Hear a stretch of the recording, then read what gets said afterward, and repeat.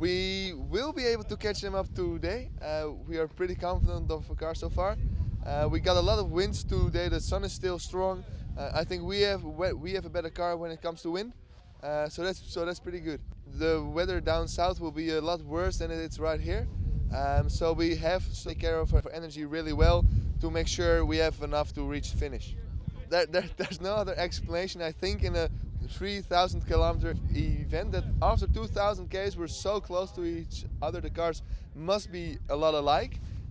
So now it comes to the strategy where you use your energy in the most efficient way to reach the finish line first. If you puncture one tire or you lose your motor for 10 minutes, you're finished and you lose the lead.